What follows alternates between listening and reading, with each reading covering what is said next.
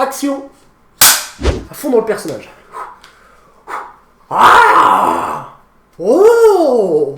Non, j'étais pas bien là, j'étais pas bien. Oh. Non plus, non, je l'ai pas. Oh. Ah, c'est mieux. Matata.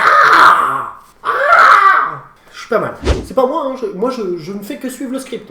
Yo, salut les potes, c'est ProPsycho, j'espère que vous allez bien. On se retrouve aujourd'hui pour un nouveau concept de vidéo sur la chaîne, le concept On en parle. Ce concept est là pour ne pas spoiler l'histoire principale, il est là pour simplement parler de l'univers d'un manga ou d'un animé, ou voir qui fait les deux, et tout simplement vous donner mon avis sur celui-ci. Tout d'abord, si tu aimes le concept, et bien sûr, si tu veux m'aider, oublie pas de liker, de partager, de t'abonner, de laisser un commentaire surtout pour le concept de la vidéo, voir s'il te plaît. Oublie pas d'activer les notifications pour recevoir une notification quand je poste une vidéo. Également de me suivre sur les réseaux sociaux, que ce soit Twitter, Twitch ou encore Discord. Donc comme je te l'ai dit, aujourd'hui on va parler de Black Clover et on va parler chiffres très brièvement. On peut dire que Black Clover s'est plutôt bien vendu lors du premier semestre 2018 avec plus de 2 millions d'exemplaires vendus, on parle de tomes, et il finit du coup 7ème du top 10 des mangas les plus vendus au Japon. Aujourd'hui on en est à 177 chapitres et 54 épisodes et on peut dire vraiment Black Clover commence petit à petit à rentrer quand même dans le game. Si tu veux plus d'infos, je t'ai mis tout en description où regarder les mangas et également tout ce qui est résultat des ventes. Maintenant je vais te laisser sur un petit résumé très bref de 30 secondes de ce qu'est Black Clover si tu ne connais pas et ensuite on en parle. Dans un monde régi par la magie, Asta est un jeune garçon déterminé qui vit avec son ami d'enfance Yuno dans un orphelinat du royaume de Clover. Asta a pour ambition de devenir l'empereur mage, le magicien le plus puissant du royaume, ce qui a également inspiré Yuno à le devenir. Asta est né sans aucun talent magique alors que Yuno possède des prédispositions spectaculaires. À l'âge de 15 ans, tous les jeunes du royaume sont conviés à une cérémonie où on leur remet leur grimoire. Tous les grimoires sont composés d'un trèfle à 3 feuilles signifiant la foi, l'espérance et la charité. Yuno reçoit un grimoire légendaire avec un trèfle à 4 feuilles sur le dessus. Quant à Asta, il ne reçoit rien. Après la cérémonie, Yuno se fait attaquer par un brigand. Asta part pour le sauver mais se retrouve en difficulté et est sauvé par un grimoire à trèfle à 5 feuilles et une grande épée rouillée qui symbolise le démon. Asta et Yuno se font la promesse de se battre tous les deux pour le titre d'empereur mage. On peut dire que pour moi, Black Clover, ça a très mal commencé. Malgré le résumé que t'as vu, crois-moi que moi j'ai pas du tout vu ça quand j'ai regardé les 3 premiers épisodes de Black Clover. Après parler de Doliprane, mon pote, t'en auras besoin. Alors bon, on va se regarder un petit épisode de Black Clover puisque tout le monde m'en parle. Bon, on va regarder ça, on va voir un petit peu ce que ça donne. Donc...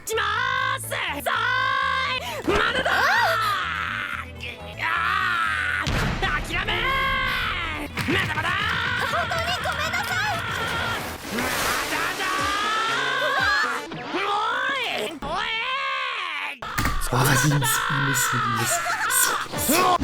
oui, c'est exactement ça que je me suis pris dans les dents. Et là, on peut dire qu'il y a eu la venue de...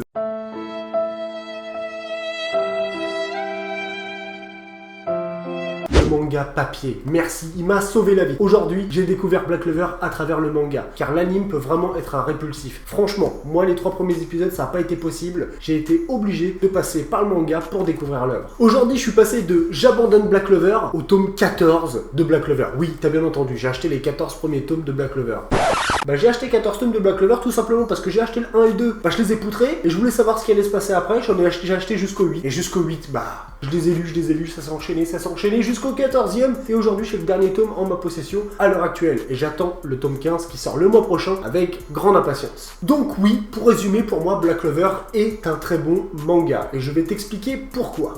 Dans Black Clover, on peut dire qu'il n'a pas opté pour un scénario hyper original, hormis franchement l'univers que je trouve assez original, le fait que ce soit des chevaliers et des mages. Mais en même temps, l'évolution du personnage n'est pas spécialement différente des autres shonen neketsu traditionnels. Voilà, le mec a des ambitions, il veut réaliser un rêve, il se dépasse, il est persévérant, il essaye de se faire accepter par les autres. Voilà. Tu as également tous les clichés du manga réunis en un seul. Tu vois ce que je veux dire? Genre t'as le personnage hyper badass, hyper charismatique qui même sur ses chiottes tu le trouves stylé. Je parle de Yami notamment qui est pour moi mon personnage préféré du manga. T'as le mec à lunettes, c'est comme dans tous les mangas qui remonte ses lunettes comme ça, quel geste. Mais en même temps je pense qu'il y a que les mecs qui portent des lunettes qui arrivent à faire ce geste, tu sais, mais si naturellement.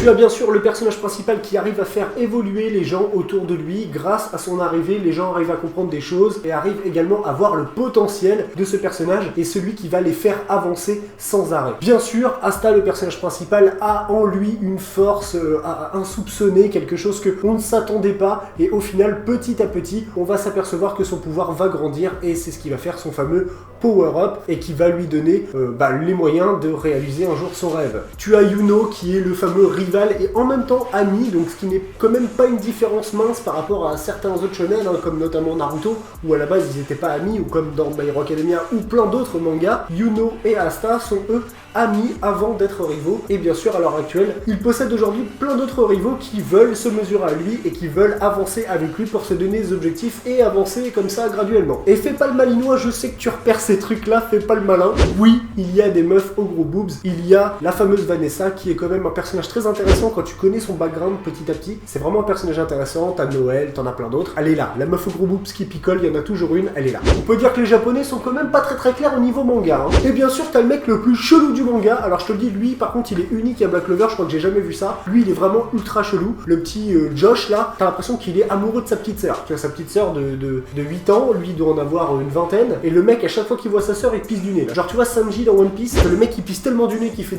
des vols jusqu'au plafond, et bah dis-toi que le mec c'est ça, tu vois. C'est ça mais avec sa petite sœur. Tu vois le délire un peu, c'est un peu chelou je trouve. Tout ça pour dire que tous les clichés qui fonctionnent dans les autres mangas que tu vois petit à petit, les petites gimmicks répétitifs que tu vois dans tous les mangas que tu suis ou les animes, et bah tu les trouves dans Black Clover. Franchement, j'ai tapé pas mal de barres en regardant Black Clover, c'était franchement quelque chose de très amusant pour moi. J'aime bien l'humour qui est utilisé, il y en a peut-être même un petit peu trop des fois, mais souvent dans les scènes d'action, ils arrivent quand même à garder un sérieux, et on peut dire vraiment qu'il a fait l'effort de construire chacun des personnages. Car tu n'as pas seulement que Asta et Yuno à suivre, tu as déjà tous ceux qui font partie de la compagnie des taureaux noirs, plus tous les personnages qui viennent se greffer à l'histoire petit à petit, et même des antagonistes qui ont quand même des backgrounds assez développés. Je parlerai notamment de Mars par exemple, qui est un des premiers antagonistes que va affronter Asta, et on peut dire vraiment que lui, il a une histoire assez intéressante, et c'est là que tu vois un petit peu le vrai thème de fond de Black Clover. Pour moi, le thème de fond de Black Clover, c'est comme ça que je l'ai perçu tout du moins. Chaque ennemi qu'Asta a rencontré était en fait un peu comme un miroir de lui-même. C'est-à-dire que c'était que des gens qui n'étaient pas acceptés par la société ou qui ont vécu quelque chose par des gens qui étaient dans cette société. Quand tu prends par exemple le cas de Mars, je n'irai pas plus loin pour pas spoiler, pour vous laisser vraiment le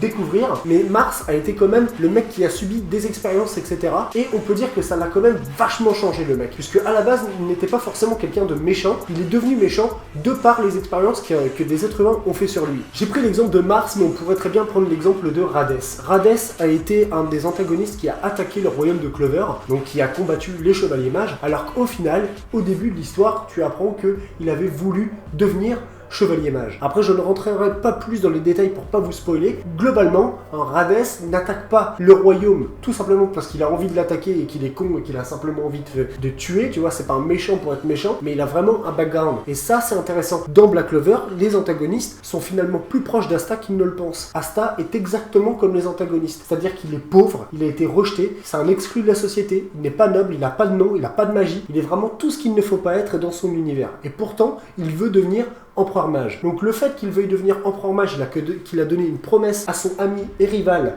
Yuno, c'est ce qui le fait avancer. Mais au fur et à mesure de l'histoire, il va s'affirmer en étant pauvre, en étant paysan, mais il va s'affirmer et un jour devenir quelqu'un d'important et faire partie de la noblesse. Pour moi, c'est quelque chose qui a été déjà traité bien sûr dans d'autres mangas, de manière différente, mais dans un shonen fantastique neketsu, je trouve que c'est assez original, et pour moi je trouve que c'est important car c'est un thème finalement universel. Les différences sociales et familiales, ça existe également dans notre monde, et je trouve que c'est un message que l'auteur veut passer à travers un protagoniste et à travers une histoire fantastique que je trouve franchement très très bonne. On voit vraiment dans Black Clover un monde divisé en deux. Vraiment, c'est scindé en deux. Tu as la noblesse, les paysans. Maintenant, c'est si t'es paysan, t'es dans la merde, si t'es dans la noblesse, t'as plus de chances de t'en sortir. Et voire même, certains personnages comme par exemple Noël et Finral, sans spoiler non plus, mais eux également font partie de la noblesse, sont également maintenant chevaliers mages. Même si tu es noble et que tu as un pouvoir, si tu n'es pas à la hauteur de la réputation de ta famille, tu es considéré comme un moins que rien. Et ça, encore une fois, malgré que tu es bien, quelqu'un qui peut vivre aisément mais qui ne se sent pas bien et qui n'est pas accepté par sa famille, peut très bien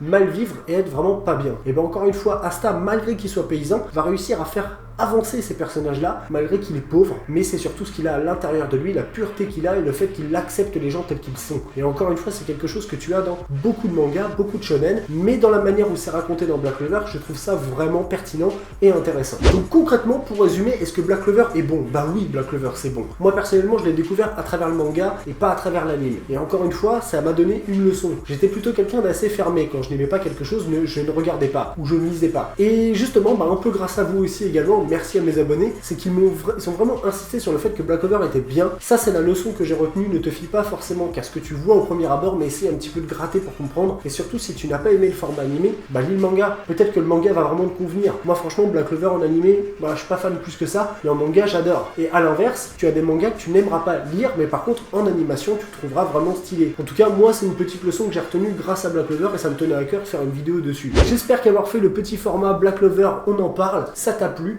N'hésite pas à me dire en commentaire ce que t'en as pensé, ce que tu penses de Black Clover. Comme tu le sais, j'ai pas voulu spoiler de trop pour pas t'empêcher de le lire ou d'aller le regarder si t'as envie, mais en même temps j'ai donné mon avis global sur l'œuvre. Franchement c'est quelque chose de très généreux, de très bien. Je t'invite vraiment à regarder Black Clover. Je te mets en description un site dans lequel tu pourras regarder les animés ou lire les scans. Je vous invite bien sûr, si vous aimez lire, acheter les mangas en tome dans les boutiques les plus proches de chez vous. Je vous invite à liker, à partager, à vous abonner si le cœur vous en dit, et j'ai plus qu'à vous souhaiter une excellente fin de journée. À très bientôt. Ciao ciao.